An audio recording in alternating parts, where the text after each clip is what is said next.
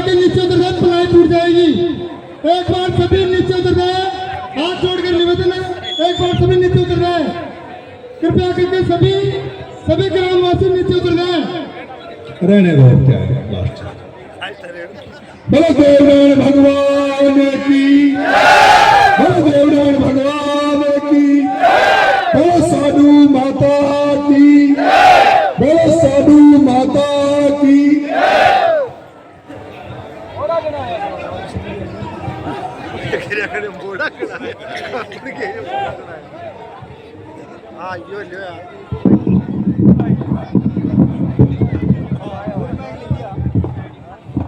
आज केकड़ी विधानसभा के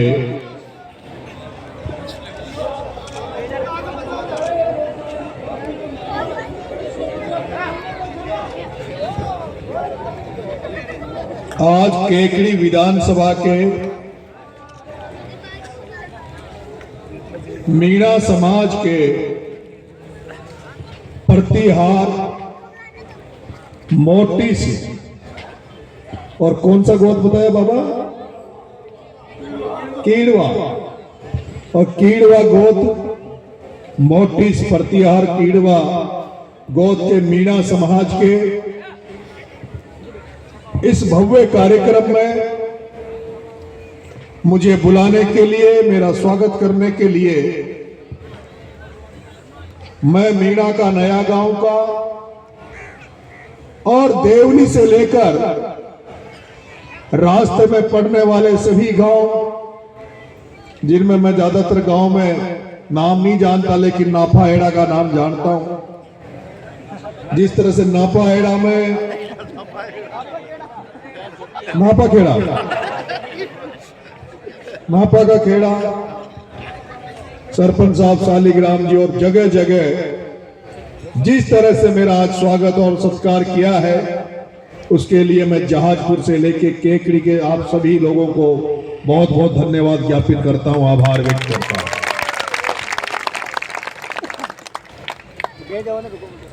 आज जो लोग भी इस कार्यक्रम को देख रहे होंगे, जो लोग भी इस कार्यक्रम को सोशल मीडिया के माध्यम से भी इसकी, जहां तक इस कार्यक्रम की झलकियां जा रही होगी, वो आज देख रहे होंगे राजस्थान ही नहीं पूरे भारत। अरे ये माइक बंद हो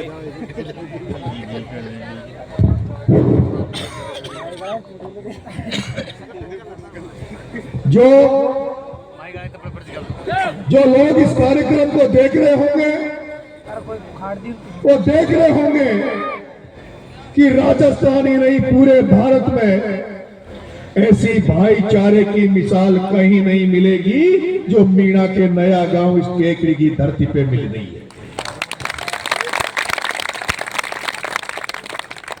पूरा गांव मीणा समाज का है। 30-35 घर मुझे बताया कि एससी समाज के, रेगर समाज के हैं। 1000 की जहां वोटिंग हो, 2000 की जनसंख्या हो, और इतने बड़े गांव में एक घर भी गुर्जर समाज का नहीं है। उसके बावजूद भी किस तरह से मीणा समाज ने इस जगह पर एक नया इतिहास रचा है, भाईचारे का इतिहास रचा है। भगवान देवनारायण को जिस तरह से जन्मोत्सव मनाया जा रहा है, आज भगवान देवनारायण का जन्मदिन है। मुझे लगता है जिस तरह से इन मीणा समाज ने आज भगवान देवनारायण का जन्मोत्सव, जन्मदिन इस केकड़ी की धरती पे मीणा के नया गांव में मनाया है, ऐसा तो शायद राजस्थान में कहीं भी नहीं मना होगा जैसा आपने मनाया। और जिस तरह से ये मीणा समाज भगवान देवनारायण को मानते हुए भगवान देवनारायण का जन्मदिन मना रहा है, उनके प्रति आस्था व्यक्त कर रहा है, उसी तरह इसी भाईचारे को मजबूत करने के लिए तुम्हारा बेटा नरेश मीणा भी बरसों से लगा हुआ है कि राजस्थान में एक सामाजिक क्रांति आए, एक किसान क्रांति आए, सभी किसान कौमों को एक जाजम पर बिठाकर ताकि किसान कौमों का भला हो सके, किसान जातियां भी आगे बढ़ सके। उसी में तुम्हारा बेटा भी बरसों से प्रयास कर रहा है और वो तुमने देखा भी होगा, उसका फल भी हमें मिल रहा है।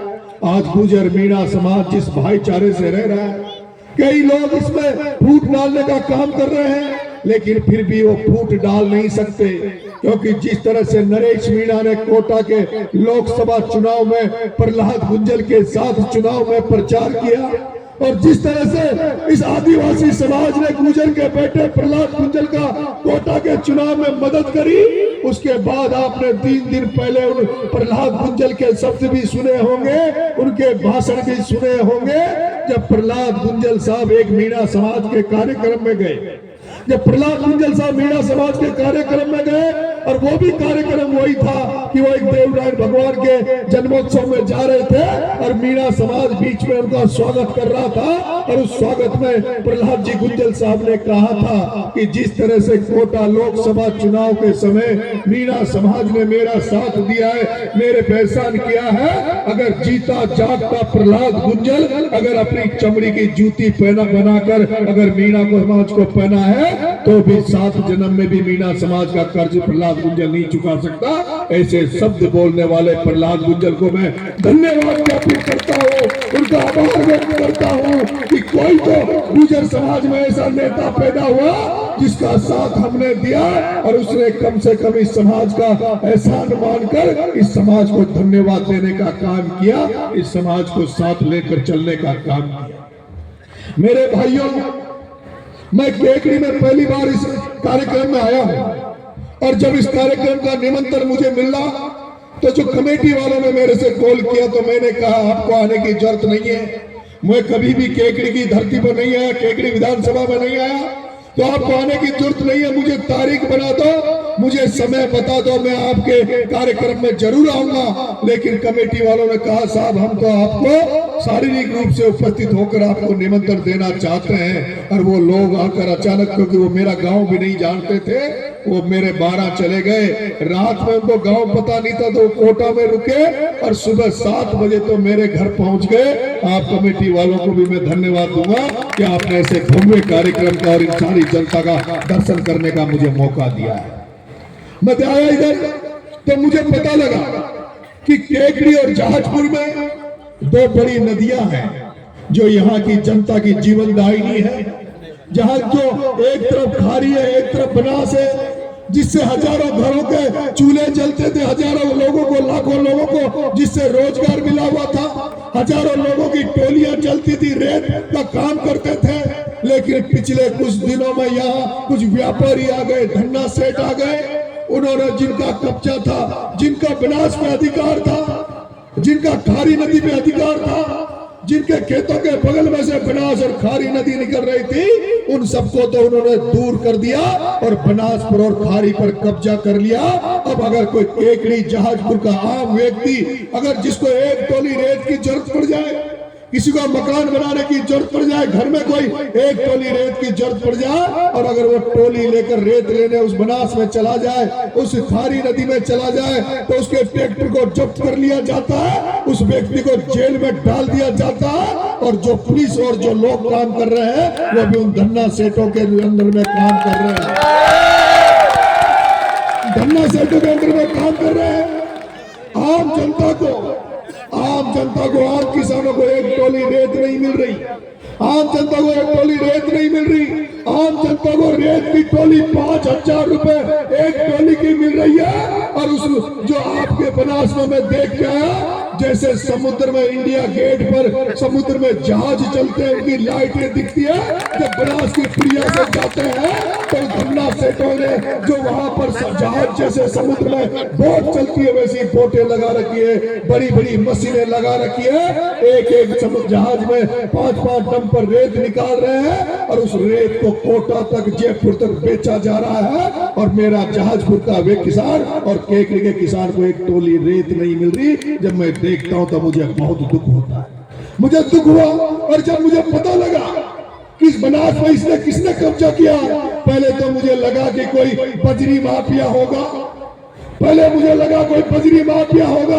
ऐसा कोई गुंडा बदमाश होगा जो अपने केवल जिसका काम व्यापार करना है, जिसका काम पैसा कमाना है, जैसे अडानी और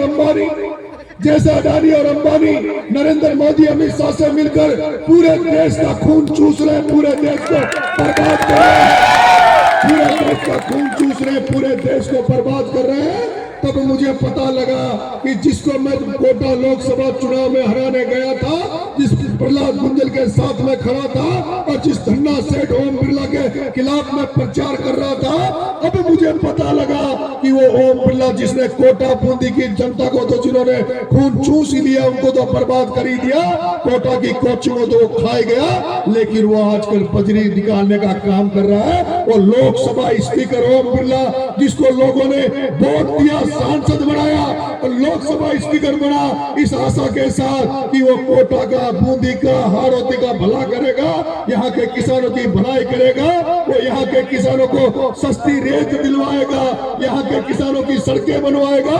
लेकिन वही ओम बिरला जिसको लोग वोट देकर सांसद बनाया, उस ओम बिरला ने बनास पर कब्जा करके और तुम्हारी बजरी 5-5 हजार रुपए महंगी कर दी।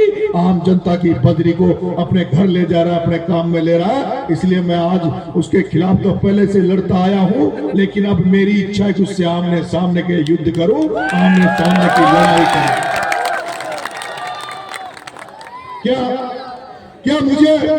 क्या मुझे इस बनास को बचाने के लिए, क्या मुझे बनास को बचाने के लिए, खारी नदी को बचाने के लिए आंदोलन करना चाहिए?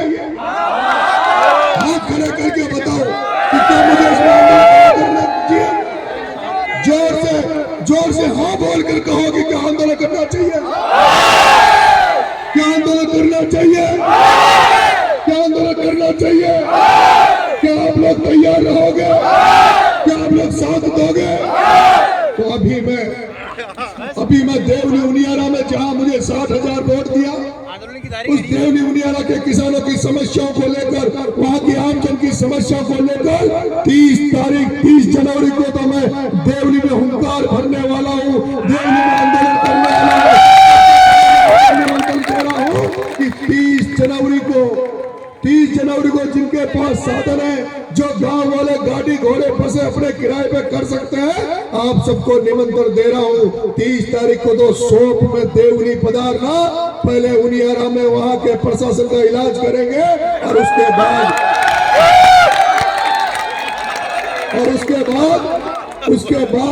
आपके सारे जहाजपुर के लोगों से मिलकर, आपके सारे केकड़ी वालों से मिलकर, हिंडोली वालों से मिलकर और सारे लोगों से मिलकर फिर इस बनास में आंदोलन की चेतावनी देंगे। एक ऐसा आंदोलन करेंगे जिसमें केवल अगर बजरी निकालने का अधिकार होगा, रेत बेचने का अधिकार होगा, तो केकड़ी जहाजपुर की जनता का होगा। उस धन्ना से नहीं। और मैं कई जगह राजनीति में जा रहा हूँ, गांव में जा रहा हूँ, अभी जैसे विधानसभा में जाता हूँ तो कई लोग कहते हैं ये विधानसभा फलाना को गढ़ है, ये विधानसभा फलाने का गढ़ है, यहाँ तो इसका सिक्का चलता है। एक हिंडोली में भी एक नेता था, एक हिंडोली में भी एक एमएलए बना, 3 बार एमएलए बना। उसने अपनी जागरी समझ ली, विधानसभा को जागरी समझ ली, जिसको हमारे लोग वोट देते थे, उसने ये समझ लिया कि हमारा कोई कुछ बिगाड़ने वाला नहीं है। और वो कहता था कि इंडोली में तो मारो ही सिक्को चालक हो, अरे थारो ना चले, थारो तो इंडोली में चालोगो, नरेश को पूरा राजस्थान में सिक्को चालोगो। कोई केकड़ी में तो नक्के ना कोई केकड़ी वाला कहता हो कि मेरा गढ़ है या मेरा मामला है, तो बता दो, इलाज इधर भी कर देंगे।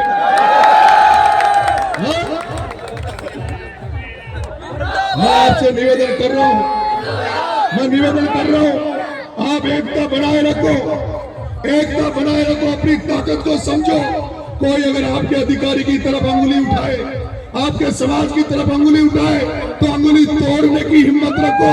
बहुत दूर की बात, अंगुली तोड़ने की हिम्मत रखो, तब जाकर कोई आपकी तरफ अंगुली नहीं उठाएगा। और चुनाव अभी दूर है, चुनाव अभी दूर है, 2028 अभी दूर है, लेकिन मुझे भरोसा कि आप लोग भगत सिंह सेना के साथ खड़े रहोगे, आप लोग इंकलाब के साथ खड़े रहोगे और 2028 में आप नरेश को मजबूत तो करोगे ना? हाँ?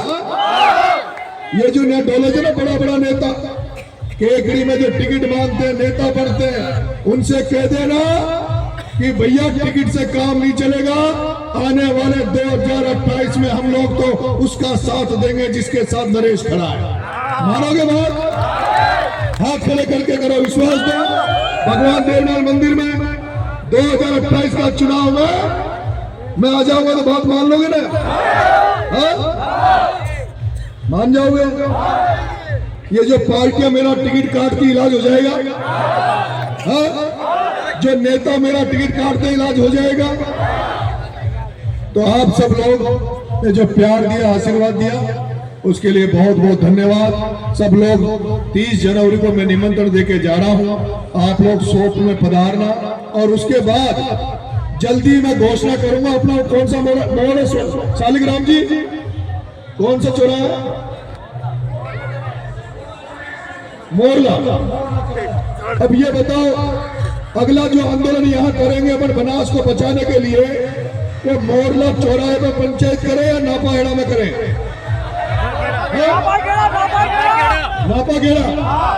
नापाखेड़ा वाले हैं क्या? कितने नापाखेड़ा वाले? हाँ? पर लट पटंगे साफ चाहिए उस दिन। हाँ? पक्का है ना? बताओ शालिग्राम जी, नापाखेड़ा या मोरला का? नापाखेड़ा। हाँ? पूरी मेहनत नापाखेड़ा वालों को करनी पड़ेगी, पीले चावल तुम्हें बांटने पड़ेंगे। क्यों बताओ केकड़ी वालों, नया गांव वालों, कौन सी जगह करें? नापाखेड़ा। तो मैं 30 तारीख को सोप में जो आंदोलन होगा उसके बाद इसकी घोषणा कर देंगे। केवल बनास को बचाने नहीं, बनास को बचाने, खारी नदी को बचाने और इसके साथ साथ जो बिशलपुर की जो ये हाइट बढ़ा रहे हैं ना, और ये जो हाइट बढ़ा रहे हैं उसके खिलाफ, क्योंकि ये जो ठेका दिया गाद निकालने का, इसमें बनास में टेंडर दिया सरकार ने कि गाद निकाली जाए और उस गाद को फ्री में किसानों को दिया जाए, उस गाद को फ्री में किसानों को दिया जाए। लेकिन किसान को तो एक डड़ी मिट्टी नहीं दे रहे, पूरी बजरी निकाल रहे, बजरी को बेच रहे। और अगर अभी आप नहीं जागे तो जैसे सीमेंट मिलता है ना कट्टे में, जैसे सीमेंट कट्टे में मिलता है, ये बिरला और ये जो बेटे ना सेठिया, ये बजरी को भी कट्टों में लेना पड़ेगा हमें, और हमारे आने वाली पीढ़ी के लिए दिक्कत हो जाएगी। इसलिए हमें समय पे जागना होगा। ठीक है साहब, तो आपको बहुत बहुत धन्यवाद। राम राम साहब, जय हिंद, जय भारत।